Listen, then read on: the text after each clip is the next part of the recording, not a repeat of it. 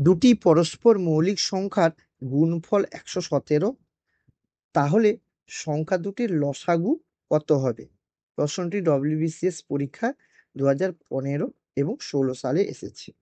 তাহলে আমাদের কি বলেছে? দুটি পরস্পর মৌলিক সংখ্যার গুণফল ১১৭, তাহলে সংখ্যা দুটির লসাগু বের করাতে। আমরা জানি যে দুটো পরস্পর মৌলিক সংখ্যার লসাগু কিন্তু কি হয়? ওই সংখ্যা দুটিরই গুণফল হয়।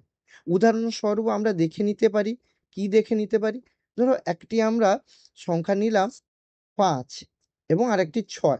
এই ৫ আর ৬ কিন্তু পরস্পর মৌলিক সংখ্যা। তাহলে এই ৫ আর ৬-এর লসাগু কত হবে?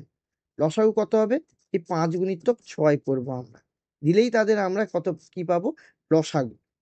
তাহলে এই পরস্পর মৌলিক সংখ্যা দুটির লসাগু কত হবে?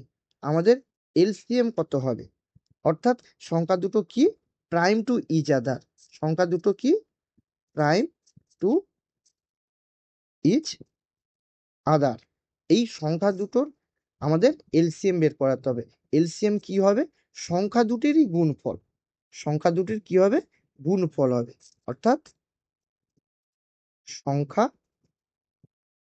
দুটির গুণফল। সংখ্যা দুটির গুণফল হবে। অর্থাৎ এখন দেখো আমাদের সংখ্যা দুটির গুণফল কিন্তু দেওয়া আছে। তাহলে এই এলসিএম কত হবে আমাদের? ১১৭। এটাই হবে আমাদের অ্যান্সার।